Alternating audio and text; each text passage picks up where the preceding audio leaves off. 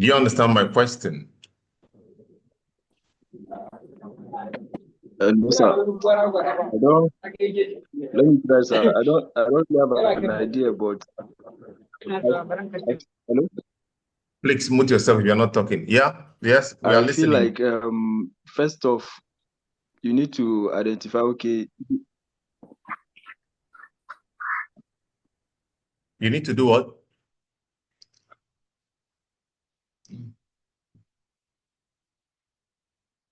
You need to do what? Okay. So I said, first off, maybe you carry out literature review on the area first to know that, okay, there might be a possibility that I'll see this here based on other people's works. And Yeah. then after which maybe you can then do a reconnaissance or the physical survey and then identify the properties of what you find there, whether they align with what you are looking for. Okay. Okay. Fine. You must have done your what do you call it? Reconnaissance survey, right? And all that. That is clear. That is understood. But what I'm asking now is, having identified that this field had the prospect for lead mineralization, or you had the prospect for zinc mineralization, and you want to find out, okay, you want to say, okay, you want to use some accessory elements as a marker. Let's say I told you that Pathfinders, yes, and let's say I've given you a clue. You read in my book that the Pathfinders for lead zinc mineralization in this area is cadmium, is strontium, is magnesium, or is manganese, is potassium, is iron. You understand? You've read it. What is the methodology you're going to apply for you to be able to get these accessories on a reconnaissance phase? Do you understand my question now? Does that make sense? Okay. Because I need you to understand what I'm saying. Yes, Does that sir. make sense? Now, what I'm saying is this. Yes, sir. Okay, let's see. Let me just give you, let me share with you, let me share with you this.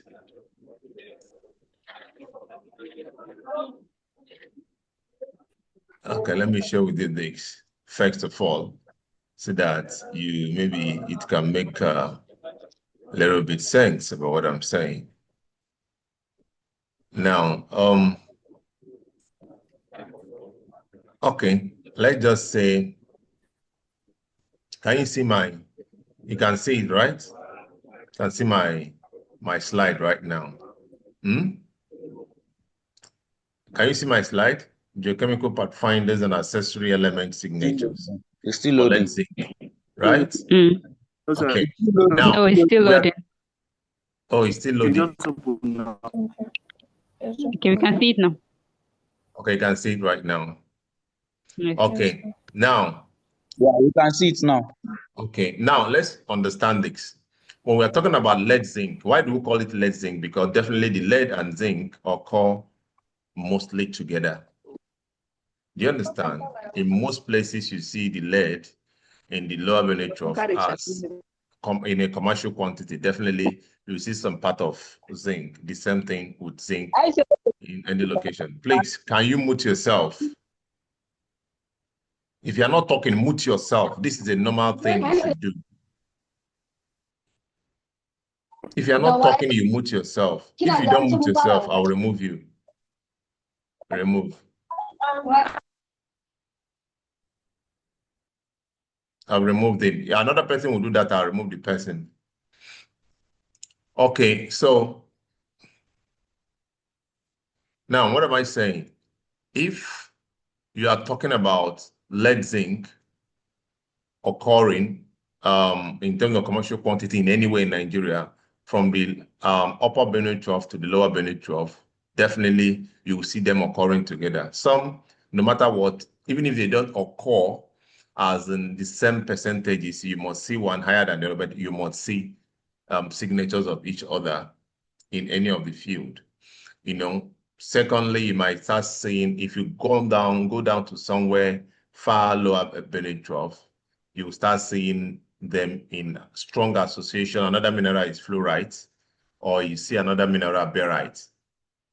Now, when we're talking about these accessories, what I'm trying to say is that if I tell you the accessories, there is a methodology for you to use and find them. Is that not true? You need a methodology. So the methodology we're talking about is that, first of all, you must understand that those areas need to be graded and be sampled in terms of, using a particular kind of grid, for you to be able to actually sample them. Now, the cheapest method of sampling is XRF. If you use the cheapest method of sampling, which is handheld XRF, but you should understand that the handheld XRF is not too good in so many other kind of minerals, but at least in terms of element detection and at least some certain indications, it will give you those indications and you will see them. So they are much of like indicative parameters when you want to use them. So that's what we're talking about accessories. Now, the essence of accessories is just to let you understand that they are the marker, that is the common marker here. If you see all the markers coming to a particular location, like say when you see a concentration of 3 or 4 markers, you can begin to pinpoint that particular place. I will show you an anomaly that we detected in a place, but you found out that for you to actually see the anomaly that might look positive or you might trust much, the next thing you need to do is to maybe start plotting all the markers and see if the markers are actually giving you what you want. So actually the major thing we are looking at is for you to look at, for us to look at these Pathfinders. There are major Pathfinders definitely once. Yeah, sorry, can you hear me? Yes, sir. Yes, sir. Make calls. Yes, sir.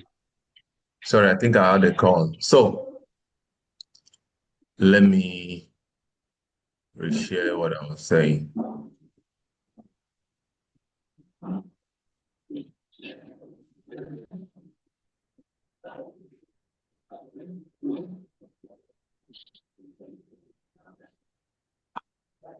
Okay, can you see the screen now? Yes, sir. Yes, sir. Okay. Okay.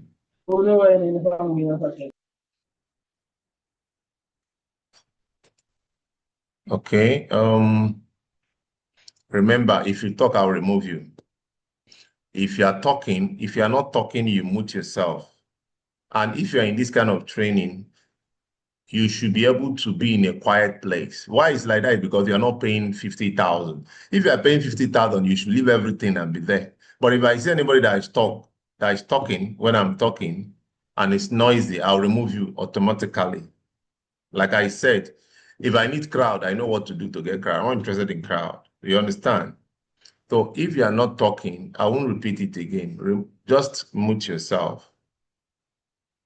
Or you ensure to avoid this, that you're in a quiet place whenever you are doing this training. If you cannot be in a quiet place, don't even join. It's of no use for you. Don't join.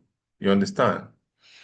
So you save yourself a lot of things. So, Tom, what I'm saying is this. Then, so I said the objective actually is for us to understand.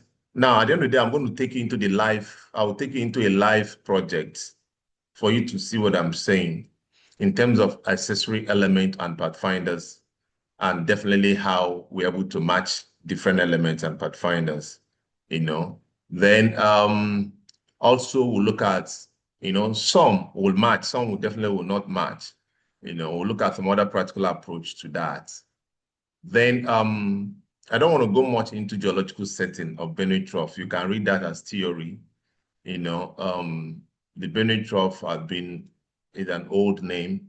When you're talking about the trough, it's just running southeastern part of flank of Nigeria. It's something that is over 800 kilometer length and all that, divided into the southern, the middle, and the upper, and all that. So And this is actually where we see more of the lead zinc restricted, in Nigeria. So that you can actually look at that, this mainly of, you see different kind of lithology there, but mainly in all the lead zinc, the lithology, the host rock has been shale. Some have been hosted by siltstone, sandstone, but because of the nature of shale, the shale allows, I would say that hydraulic fracturing happens more clearly in shale, and because the mineral we're dealing with is hydrothermal, so you find out that the shale can easily crack and accommodate some of this fluid for them to be able to, accumulate to a very commercial sense. So if you go down, you can see this, just Benetrol that was sourced from the normal Google. This is actual outside there. Now, this is what we are trying to say. Actually, the Benetrol rolls into the Anambra Basin. The Anambra Basin is actually the lower part of lower part of Benue Trough. So if you look at this, all the from here down here, actually Benue Trough, and the structures are in the north, south, northeast direction. Let's see the mineralization style. Like I've said, mainly if you look at all mineralization style we have about lead zinc, it's all about hydrothermal, so, and they are fractal, they are actually structurally controlled. That is mainly found within a structure and within a crevices of the rocks, so that's why we find it's not like other kind of water mineral. So it is a vein hosted system kind of mineral. And because of that, it comes with a lot of other kind of elements. So we use some of these elements because some of these elements are mobile than other. So because they are mobile than other, they can actually be moved through the movement of water and acid, actions. They will be moved to the surface. And when they are moved to the surface, definitely within certain layers, you see there is some what we call alteration halos. They will start forming kind of signatures that definitely you might see on the surface. You understand? So, but mainly the kind of style we have here are vein type kind of system that actually what we have. Then, okay, if you look at this picture now. These are some of the projects we did sometime and where we encountered this. If you look at the first picture here, you can see the host rock like a vein crossing the trench, perpendicular. You can also see it here. We're able to pick some sample in that. Now, let me see. If you look at this, now you will see that if you look at the first profile line, the red one is the lead, and the second one, blue, is the zinc. Now, what is this trying to show? This is trying to show a kind of a correlation that is directly proportional along these paths in the northwest direction. You can see that there is a peak, those places that we marked with the broken lines. So those peaks, you can see that they're actually correlating when we bring out lead and zinc profile lines. What does that tell you? It tells you about very close and strong association of these two minerals. You understand?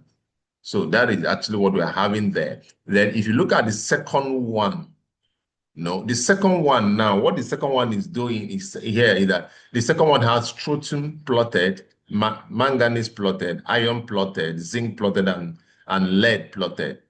So you can see where we have correlations, clear correlations we actually marked. You can see common trend in those locations where there are lows, all of them are low there, highs, where all of them are highs there, and all that. So these are commonly associated kind elements.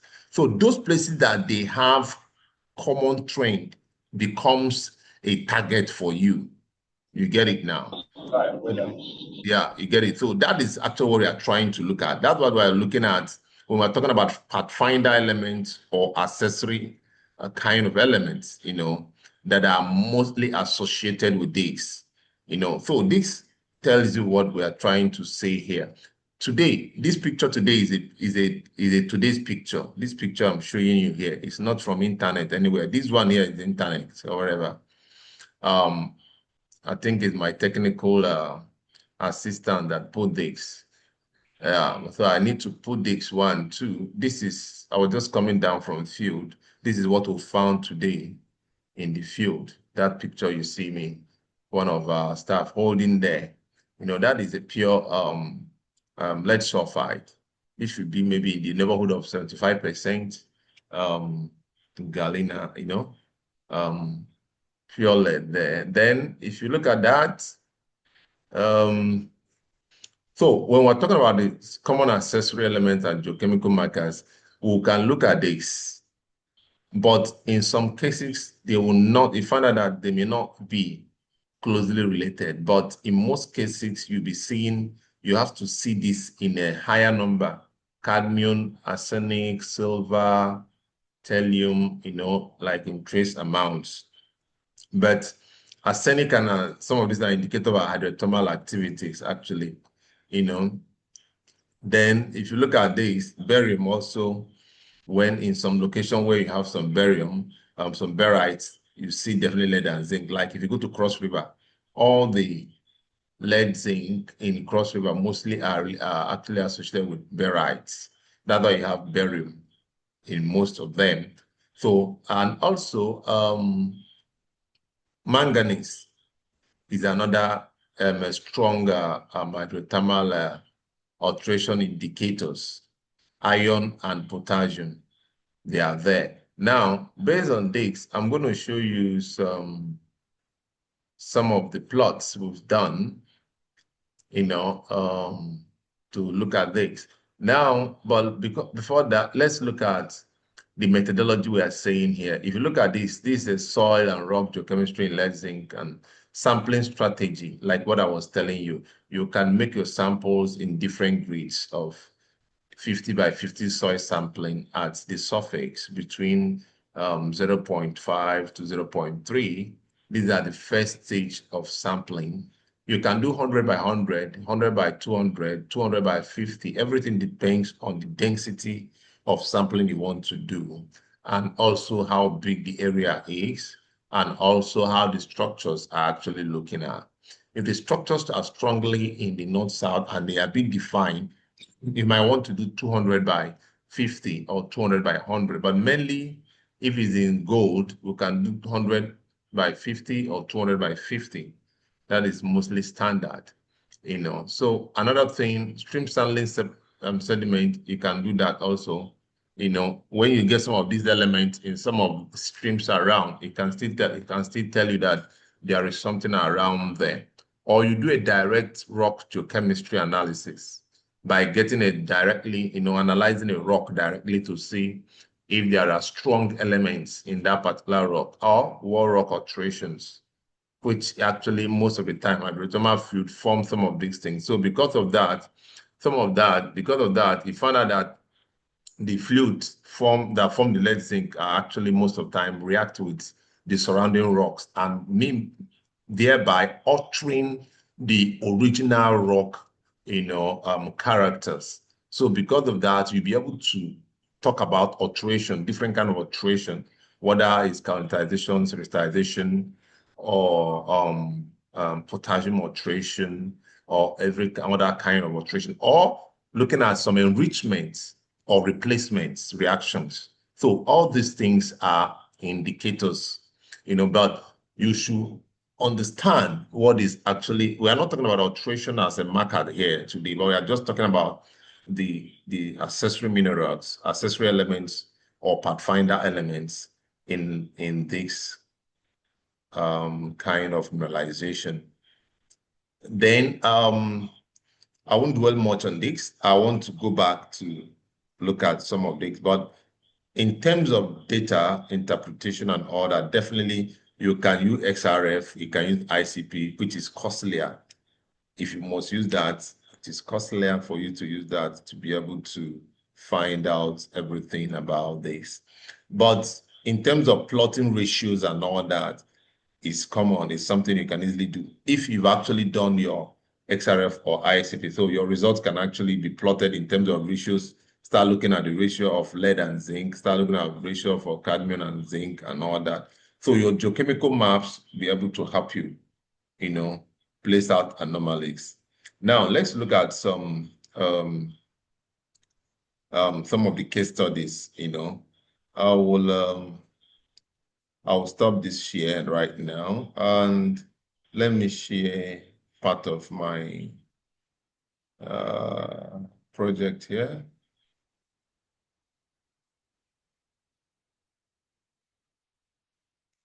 Okay. This might take time to load. Are you seeing that if it's loaded?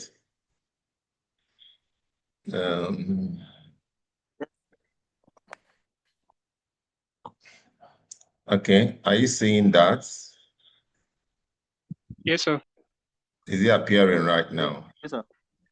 Okay, now let's look at this. Yes, This is sir. a live project.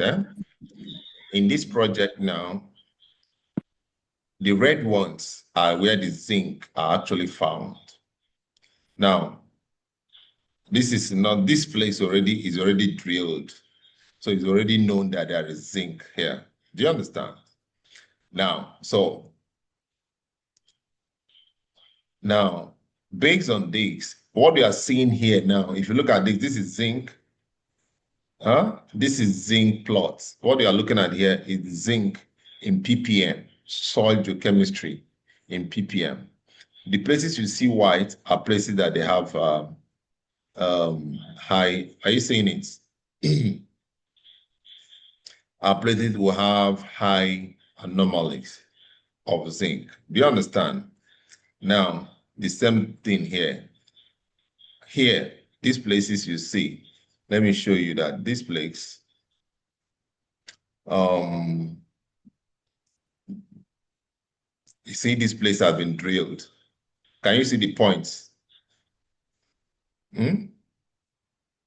Are you seeing the points? I don't know how far the network is refreshing this. Because if you're not seeing it, I might be faster and it might not be refreshing as fast as possible. We can see I it. see the We can points. see it. Okay.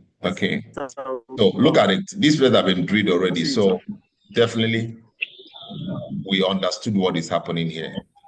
You get it? So, and you can see the geochemical anomaly actually pointed it out. So if you look at what we have here, let me show you the zinc. Look at here. Are you seeing the values here? You can see the one from here is 250 to 500 ppm. That is ones you are seeing here, the colors you are seeing here. Now, let me show you the methodology for some of you that need to know the methodology I was talking about. Have you seen the methodology? Are you seeing profile lines? Are you seeing the profile line? Are you seeing the profile line? Yes, yes, sir. Profile line? Yeah. Yes, sir. So Yes, you sir. can see that the profile lines are, have you seen the methodology now, the real methodology? Are you seeing what I'm saying? So for you to understand what I'm saying, okay, I will zoom in so that you see the entire field. Are you seeing the profile line?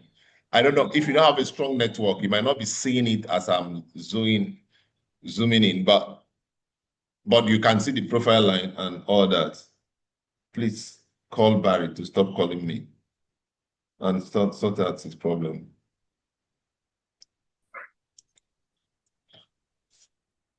You know.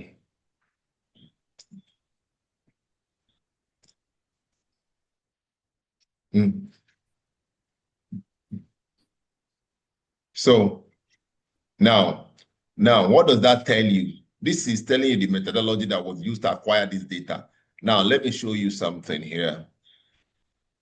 If you look at this now, are you seeing that each point has a number, right? And if you look at this now, let's look at the distance of this. Are you seeing that is 25 meters? So in this field, the grid is 25 meters by, let's look at this, 25 meters by 100 meters. Now, why did we do 25 meters across the east to west and 100 meters north to south? Can somebody tell me why? What do you think? Why do you think that? Okay, and before that, let me show you something. So maybe it will help you to answer the question. Okay. I will show you something here. I will show you a structure. You get it? Let me show you a structure here. Okay. Have you seen a structure that I brought in now? The black lines. Can you see it? Okay, let me not label the points. Let me leave it like this. Okay, can you see it now? Can you see the black lines that are running north-south? Yes, sir. Yes, sir. Let's unmute yourself and talk. Yes, I will Yes, sir. continue. Yes, sir.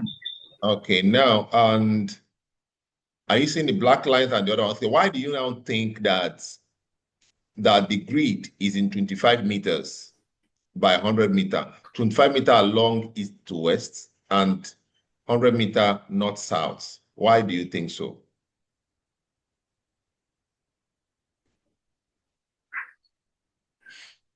Why do you think that the grid now should be closer from east to west direction and is further in the north and south direction? Why don't we do it the other way? Cool. Based on what I've just shown you now, why do you think we did it that way? Does anybody have an answer to that? So maybe to cover the line running from north to south. You have a bit idea, but you not put it close in a very better way.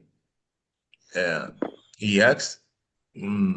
Will I say in order to, okay, I think the best thing would have been in order to cut across the structures along the east-west direction, because the structures are perpendicular. Do you understand? The structures are in the north-south. Is that not? Okay. Now, okay. Yes, sir. Let me ask you a question. If you are running from north to south, you are the one now running from north to south, and somebody is chasing you from the same north to south, parallel, and two of you are running parallel, will the person ever catch you? Yes, because you are running the same direction. There's probability. You cannot. People will never catch you. You are running, look at it, you are running north to south. The person is running north to south, parallel. Two of you are going to the same direction. Is there any way the person will cut across you? No, sir. The person will not now. It's the only person running east to west. Is that not? It means that at any particular point in time, at any way, no matter how bad it is, the person can actually come across. Deborah, you want to say something? Yeah, I have a question, sir. Okay. So we are still going to run north to south, and we are running east to west. Why is it that it's now smaller? What exactly is now the reason why it's 25 and 100? Exactly. Because we are still doing it for both sides. Yeah, that's actually what I'm trying to explain here. Now, if you look at this now, if I don't zoom in, if you look at it, you will see that it's the profile line, right? East-south direction, cutting across the north-south, right? Now, what we are doing here is profiling, but we are doing geochemical profiling. Now, because the vein or the mineral you are looking for is expected in the north-south direction, so your resolution along the east-west need to be small so that you don't mix it. Do you understand now the reason? Your resolution along the east-west need to be small so that no matter what, because the vein you are looking for most of the time is just tiny. It's not 100-meter width. It's not 50-meter width. Do you understand? Yes, and sometimes it can disappear, right? Exactly. So that's why you now need to at least make it in, in such a way that it's in a smaller portion. You get it now? So that no matter what it takes, you'll be able to catch them along that direction. Then in the north-south direction, because the structure is running in the north-south direction, you can increase it. You don't have issue with that because you know that the structure is almost 1 kilometer length, but your vein is less than that in terms of the width. Have you seen the reason now? So these are the things you need to consider. There are some other minerals too, if it's something like gold and all that. Now, that's why sometimes you have first, we'll have regional kind of geochemical mapping, then you have some kind of localized kind of geochemical mapping. So sometimes you might try to do it bigger form, then you now start closing in. But this is a very expensive program. It's a very expensive program. You understand? Now, let me give you an example so that you understand what we are saying. Okay, wait, is anybody that did this work? They should, is anybody here? Is any of the geologists here? Is any of my geologists here that joined this work? How many of you are here? I'm not sure anybody them is there. There? Okay. I think some of my, I picked people from the platform did this work. Some of them, okay, I think Emmanuel was in that work. Who else was in that work? Or Peter was in that work. About 4 or 6 of them was involved in this program sometime about 2 months ago. This program was done by about 4 geologists, and it took them about 4 weeks to complete.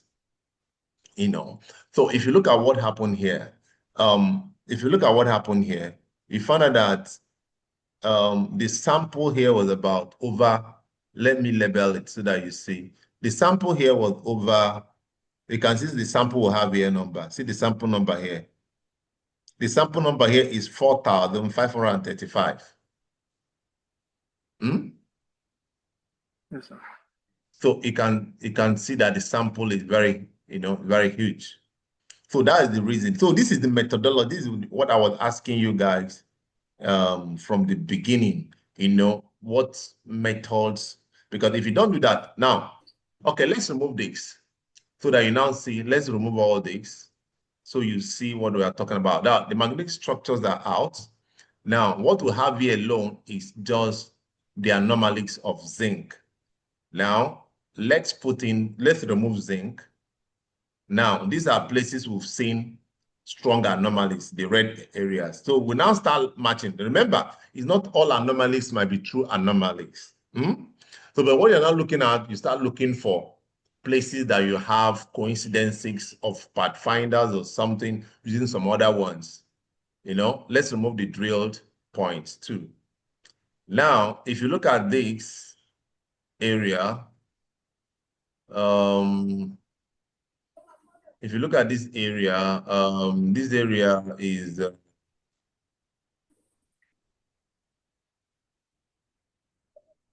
if you look at this area, you can see, let's match other ones here. Okay, let's match lead. Now, this is lead plots. If you find out that there is a lead anomaly here coinciding with this, there's a lead element anomaly here coinciding with this, there's lead element coinciding with this, and this lead element around here, also here are close by here. But you can see this matches very clearly. This is already determined. This matches here. There is even one here, but there's no zinc matching it, actually. Now, let's remove lead. Let's look at iron and see how it matches. There is a match around here. There's iron around here. There are rigs close by here. Also, there's elevated iron around here. There are rigs around here. This is so high here. There's iron so high here, but this is some pyroclastics. So It might be very, very high here. It doesn't necessarily mean that. There is also, some markers around here of iron, Then let's look at this arsenic. You see, arsenic is there. Arsenic is, mostly from sulfides, sulfur and all that. You get arsenic elevated in this kind of, especially is associated with every hydrothermal fluid. Is actually most of the time you get arsenic high in them. You can see there's much distribution of arsenic within the entire place, entire region, unlike some other places, And that will tell you that there is mineralization happening around this field. Okay, let's look at the manganese. We didn't have, we can look at it. It's only here that we have a match, closely match of, manganese here. It's only here. Then let's look at cadmium. There is a match also for cadmium here. And there's a match here. There's a match here. There's a match here. There's also a match here, in this particular box. It's only here that we didn't see a match here, Let's see. I doubt if barium will come out here. There is barium here. There is high barium here.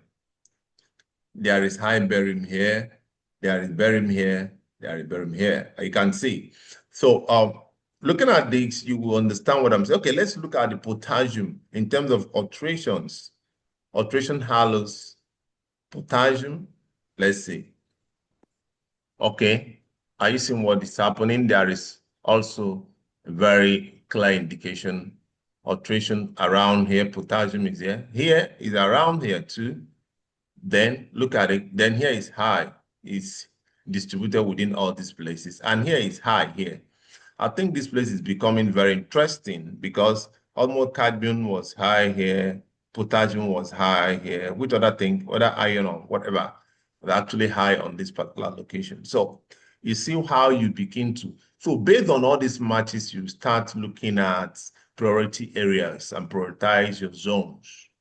You get what I'm saying, So that is that. So this is just an example of matching your Pathfinder elements to your targets. You get it.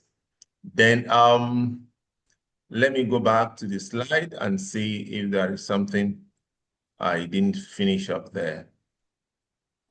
Okay.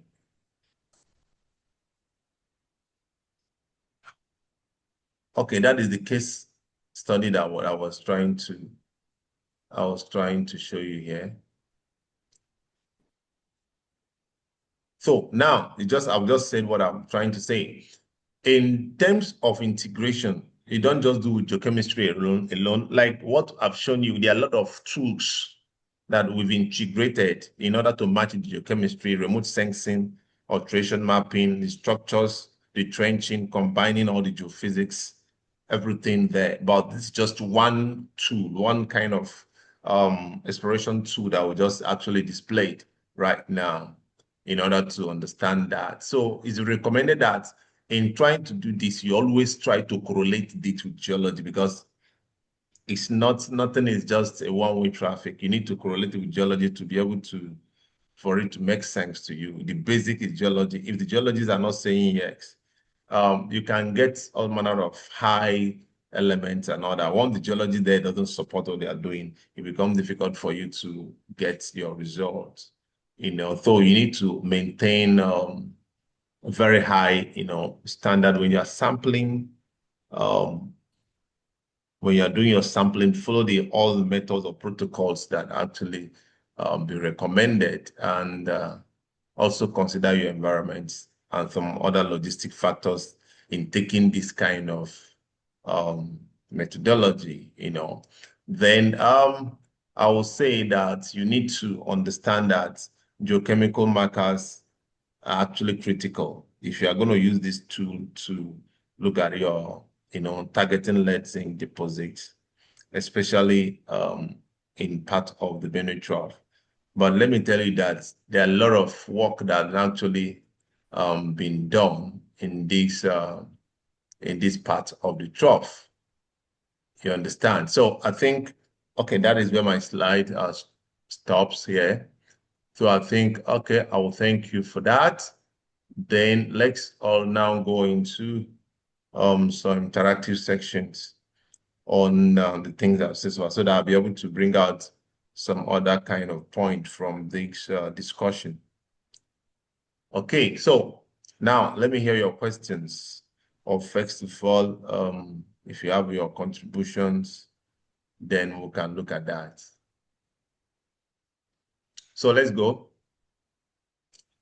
Okay, so let me hear your questions on what we've talked so far. Please, I would like to take you back. Okay. There is a graph you showed us that had a green line and a red line. Please, I Yeah. did not completely understand what you explained there, sir. Okay. Let me show it. The graph is now what we've done here is this. In that graph was the work. Okay, that graph is where we got this sample I was showing you today. I will show you. Okay. That graph is this. I think that is this. Okay. This graph, can you see it now? Can you see the graph now? Yes, sir. Okay, now what we've done here is this. Are you seeing the profile? Look at the profile. You see the small map here.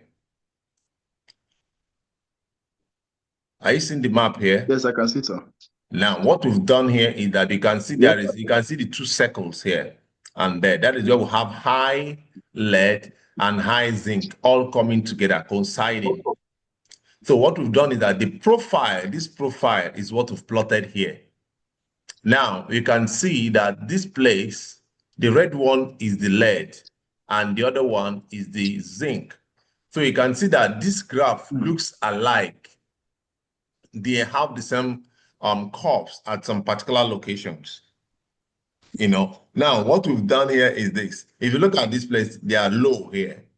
Why are two of them whole low here? Here, two of them are high. Here, they are high. So what we are trying to show here is that there is a positive correlation and directly proportionality along these paths between the lead and zinc. So that is the map you are seeing here. If you're looking at this map alone, you will not understand the highs and the low of the two. But we've taken the profile line across them for you to be able to see them in numbers. That you can see that here lead got up to 400, up to 500 ppm or thereabout. Here, you get it. And here, zinc went up very high. Though lead also went up. But if you can look at the curve here, you can see how the curves are going. It came down here. This came down here. It came down here. You can see how the curves are behaving closely, as if they are the same thing. You can see the curve here. You can see it here too. You get it? So what we are trying to show here is correlation of these two elements. Because, for example, if you are looking for lead zinc deposit, definitely the first two elements you are going to match together, you need to look for is lead and zinc elements. You have to look at where the zinc is high and where the lead is high. Are they really high in the same place? Are they really correlating? Are there positive correlation? If they are not, you might start looking at some of those points as not being your best points, because in most cases, they must correlate. The elements correlate because they occur together. Does that make sense now? Yes, it does. Thank you very much. Okay. Then what else? Who else had the question? Yes, sir. Good evening, sir. Okay. Good evening, everyone. Okay, sir. Concerning the accessory minerals plots that you showed earlier, you show for different elements. Yeah. And there are points where those what's it called, red boxes. I want to understand, are those the, okay, I'm thinking they are Which one? the areas of interest. Which map are you saying so that I can project it so it will be there for you? You Is show it that a- of arsenic, cadmium, but those red Okay, boxes okay. Now, is is it all when I showed, okay, let me see if it is we are talking about. the Let me green see. and cream colored maps. Okay, are you talking about this map here in ArcGIS? Yes, sir, actually. This map, okay. Now, Yes. do you know how we got the red ones, the red boxes? Is that what you're asking? Now, first of all, let me explain to you. The red boxes, now, we got them from, first of all, plotting zinc. Look at here. Can you look at my table of content in the left, on the Yes, left sir. side of There's this? another Now, thing I want to mention. Sorry, sir. When you okay. say here, I can see the whole picture, but I can't see your cursor moving. I don't know if it's my network, so I can't Oh, really okay. You're tell not where seeing my exactly cursor. you Okay, are that's the problem. pointing at. So I That's the can just see problem. the whole screen. So I don't know the area Yes, of I also can't see the cursor. situation. So Can I was anybody see my lost. cursor? No, sir. Oh, why is it not showing cursor? Why? Is it the one at the bottom? No. I'm shaking my cursor now. If you're not seeing it, I think maybe Oh, we we can't need see it. to, we can't see it. Okay, but I think there should be a way of doing that. Maybe after this, we need to find out. I think on Zoom, I think there is something else about that. Okay. Tara, No, sir, it's not me. I Abigail. can I can see it, sir. It's just that the background is white, so it gets lost Yes. in the white, so we can't see it. So we don't know what color it can see. Okay, Now now we can see it. you I Now I can can can see see it it. on it. So now, if you look at my cursor here, if you look at the blocks, the red blocks, right? The red blocks are where we've identified high zinc. We've picked these places that are anomalies. Why did we pick them as anomalies? First of all, we've understood the nature of how the veins occur, the direction it goes. If it's just a point anomaly, we won't pick it. Now, let me show you what I'm saying. If you look at from here to here, it's almost 200-meter length. So this forms an interesting structure to look at.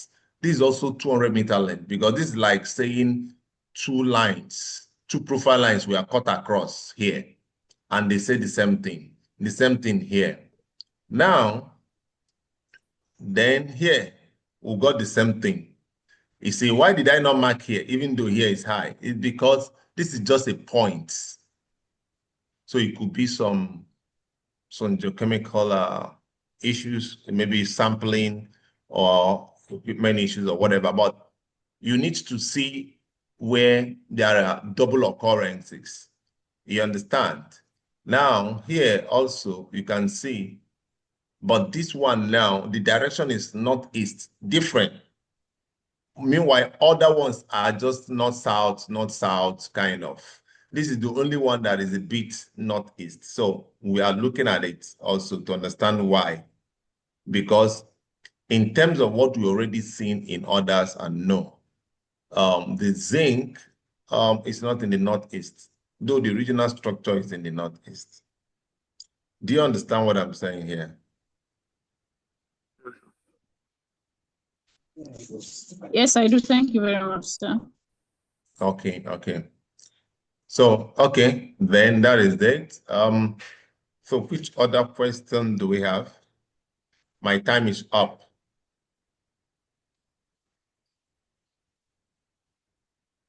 Which other question do we have? Okay, can you hear me? Yes, sir. Yes, sir. Okay, I need you to, yes, I'm asking you questions. Okay, based on what we are looking at now, How many of you have been involved in soil sampling before? Anybody been involved in soil sampling before? Yes, I have. Where? Sir? Where is the location? At the campus, Footmina campus. Okay.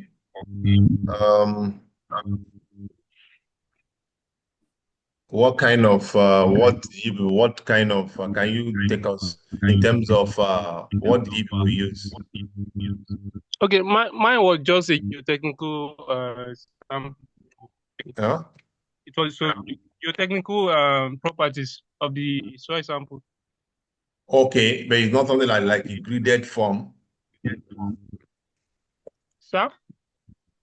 It's not something that is in graded form. As in, No, how no. many? Okay, let me see. How many samples did you take? I took like 4 samples from like that is 2 from different points at different depths. Is there what? I took 2 samples at a point, so I got 4 samples all together. Okay. Okay. Now, I want you to I want us to look at this.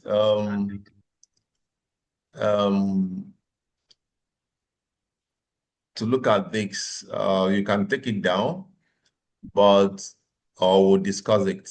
Can take it down or we'll discuss it.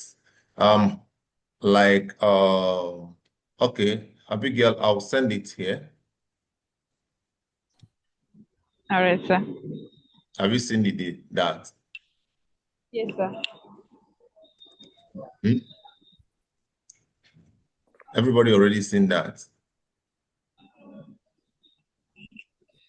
So we need to discuss that. So we're going to discuss this immediately in our next class before anything. We're going to discuss that, right? We're going to discuss that.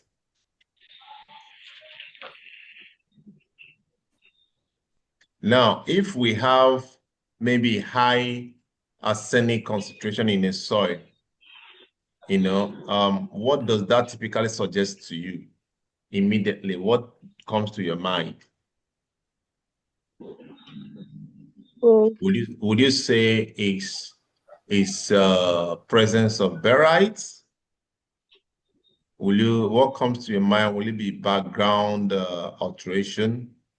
Will you be looking at low-grade ore or hydrothermal fluid parts?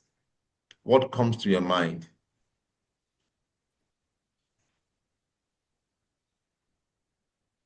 If you have high arsenic in your soil, what does that typically suggest in lead zinc exploration? This is where the interpretation comes. Not that I saw this, I saw that, I saw that, I saw that. Now, if your arsenic is high, what does that suggest to you in lead zinc exploration? What comes to your mind first as a geologist? Okay, so let me try. It suggests try. that there's most likely a hydrothermal vein around, because you say that arsenic is mostly associated with sulfide, the presence of sulfide reactions where hydrothermal veins are. That is very interesting. It's what comes to your mind. Who talked here? This is Akali, right? What comes to your mind in the first thing is that this is hydrothermal fluid parts. So it's associated with hydrothermal kind of deposit, because mostly that is actually the first thing that will come to your mind.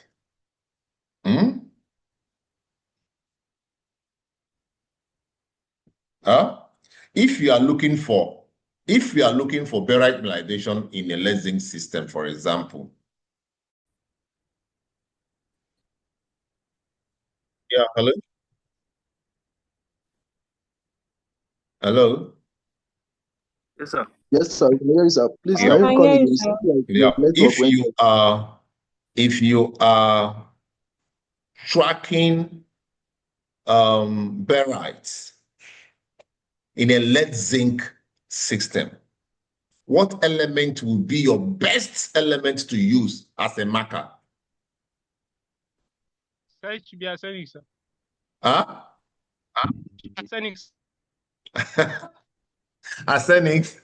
No, it's not true. They're not going to use arsenic. If you are looking for barite now in a lead zinc system and you are told that there is barite in this field, what will be your best first marker? What will be the best element to use? Cadmium. It's very simple. I don't know why people are not getting cadmium cannot work. It cannot be cadmium. Galena. It cannot be galena. What is that? It cannot be galena. Galena may be there. But remember, what you are looking for is barite. Remember, understand, you are looking for barite. So what is the first element that will form, what is the first element that you can use to trace that barite mineralization? You results, you can't get it. But if you cannot understand this, you will not be able to interpret your results. So you are looking for it, and they've given you all the whole result, everything. What is the first thing now to say, this is the first trace element I'm going to get first? Now, if you look at what I showed you, you have to think backwards. I've shown you a map and I've shown you the red blocks. The red blocks I've shown you has something that made me to say this is I was looking for what? For zinc mineralization. Now I'm looking for barite mineralization. What will be my first trace element? Zinc. Huh? Zinc sulfide. Zinc. It can't be zinc. It can't be zinc. Oh, it seems I'm going to put a price for this. What? Manganese. Huh? What? Manganese. It cannot be manganese, for God's sake. It's going to be barium. Barium. Ba. What they are looking for. If I'm looking for zinc, the first thing is, if I'm looking for zinc sulfide, the first thing is zinc. If I'm looking for gold, the first thing is gold. How can you be looking for lead? You now use your first marker becomes I don't know, silver or iron, and you now leave a lead element. Okay, now true or false? Silver itself is highly mobile in oxidizing environment.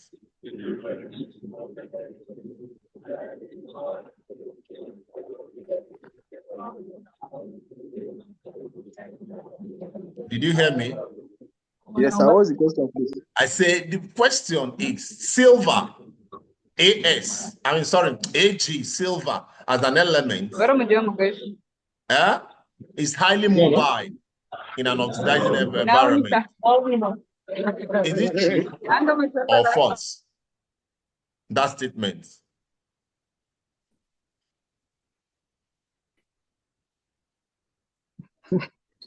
Now, there is something that will help you to answer this question, even if you don't understand what it means. You remember that? You remember what we call silver? If you wear silver in your hand, what does that mean? That you are rich, right? Yes. It means that you are rich. Does poor man wear silver? Silver is the second to gold. Is that not true? Yes, sir. Yeah. So what does that tell you? Does that tell you that silver is common? Yes. It's not common, sir. No, it's not common. It's number one. So if silver is not common, now I now make a statement, for example, silver is highly mobile in an oxidizing environment. Is that true or false? True. Oh, please. My questions are simple questions, but you need to think, you need to understand the whole program. Silver cannot be highly mobile. If it's highly mobile, it will be common. It's not mobile. It's not highly mobile in oxidized environment. It's not highly mobile. When you're talking about silver, you can gold moves, but okay, let me just put it. For example, now there are some elements that are mobile, there are some that are not actually mobile because of, you know, what makes element to be mobile is because of reactions. And for example, now the only thing that makes gold to move is when they come in contact with acid. Some sulfuric acid can actually leach them. They will leach them out from, you know, a particular environment, and through the action of underground water, they will be carried and moved away and all that. Now, for example, if you look at potassium, uranium, and what the other one? The thorium, the three elements, the three, thorium. These three, which one is mostly, it's very mobile? Potassium, uranium, and thorium. Which one is highly mobile? Potassium. It's potassium. Potassium is found everywhere. Is that not true? In all the whole rock, granted, everywhere you see potassium. Is that not? That's why potassium nutrition is very common, right? And potassium is highly mobile. Now, thorium is not mobile like potassium. So what does thorium tell you when you see thorium enrichment? You know, I'm not telling you about interpretation of each element you see has some implication and interpretations to environment and certain things they can talk about. Why, if you see thorium, what does that tell you? It also suggests hydrothermal because they are not mobile. When you see the enrichment, that means the source of the thorium is close by. So you can use the thorium to also trace alterations.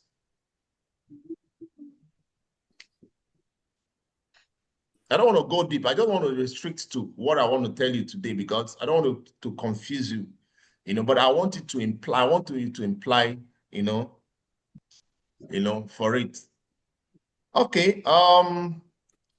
Now let's look at another, okay, let me say, what element is actually found mostly that is so common that is found in alteration halos of lead zinc mineralization? What element can be so common that within the alteration zones, halos, are the outer halos? Let me just say the outer halos. The outer halos, you must say it, that element. Which element is that? Mostly in the lead zinc mineralization, which element is mostly found in the outer halos of alteration? Now, when you mean a halo, no halos like concentrations, and then, you know, it goes lower, it goes this way like that, and it comes at the outer part of the alteration zones.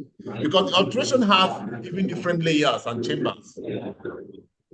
So which one is commonly found? These things is something that is very easy for you to understand. But some of these things, that's why when you're talking about some of this geology, you need to understand the basics and how things work, principles, for you to make any interpretation as a geologist. If not, you cannot. It's like 15 minutes. Who is talking that? You are going to go. Who is the person? Let me remove the person. Who is there? Now, okay, so I said that which element, can somebody say that? Which element do you think is mostly found in the outer halos of alteration when it comes to lead zinc mineralization? Not only lead zinc mineralization, it's almost in most mineralization.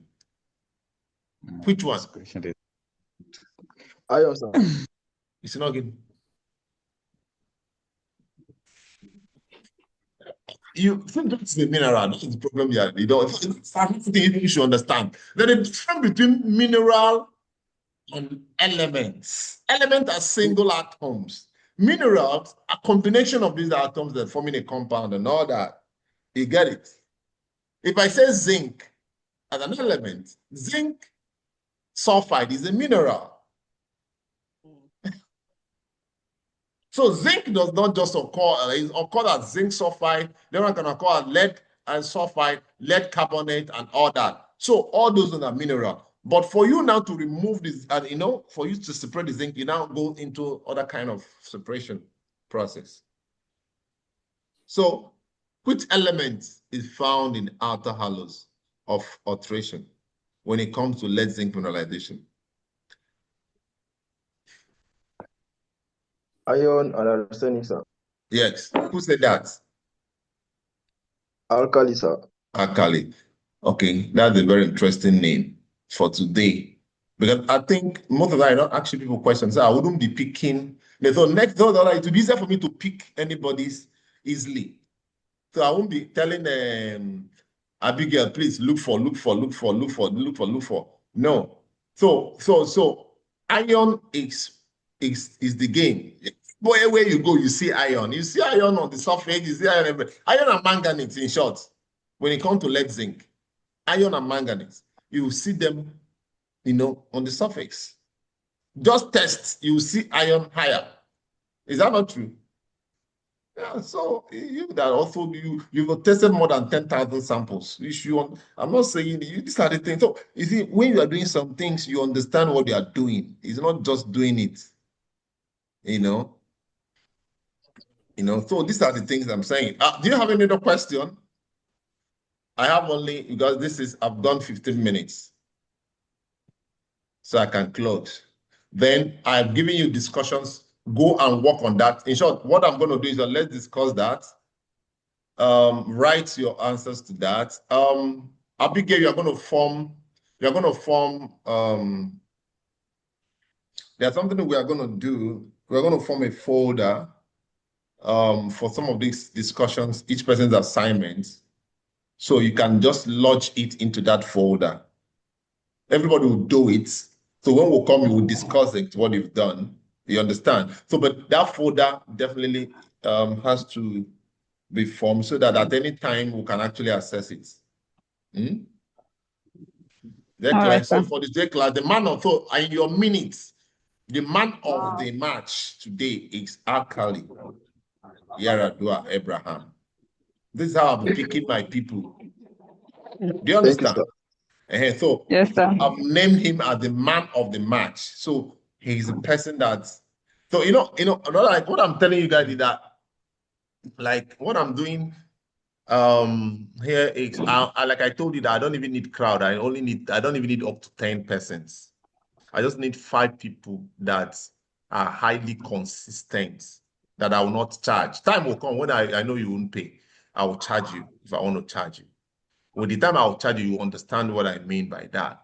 But I need just so that if I say I have 5 persons I've mentored that are following me because definitely from there, I need to push them into a project. But I can't do that without doing all this.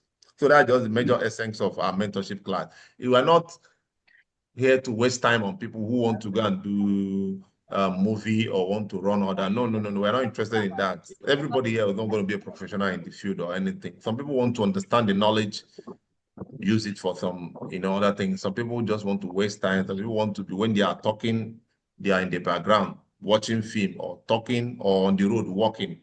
Because if you have a mentorship class, the best thing you should do is to be in a very highly conducive environment and bring it up. Because if you know what it took me to be here to do this class, you understand what I'm saying. So why would I be teaching you? You're there making noise, and you're on the background is noisy, your place is noisy. It means that you're not ready. So, like I was saying, this is the way I'll be removing and filtering out. Once you are not ready, whatever, we'll remove you. Even if it's 2, 3, it's okay. If I want, I'll publicize it. I'll put this. If I put this on Facebook or whatever, you see people full everywhere. But that's not the kind of thing I'm looking for publicity. At this stage, I just want to train people that are serious minded. Gotcha. Okay, that's true. Okay, that's fine. Is there any other question?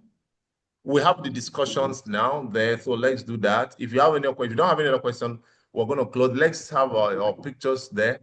Abigail, snap it and post on our platform. Can we have our pictures? Right,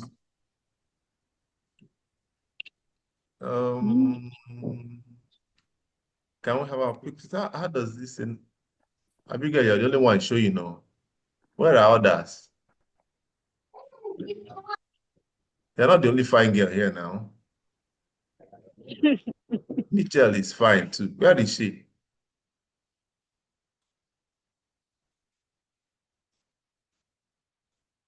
Hey, network seems to have messed up.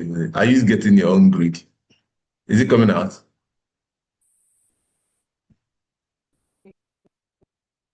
The thing don't sense. Is it ongoing?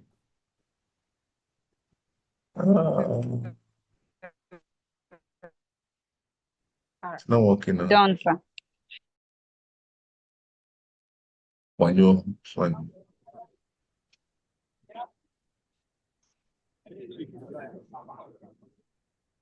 Okay, I wanted to pick my own. Okay. The Nana, the big girl. The Nana, the big girl. Can you hear me? Okay. Some people seem to be out of Nigeria because some people's place already died. Okay. I understand now.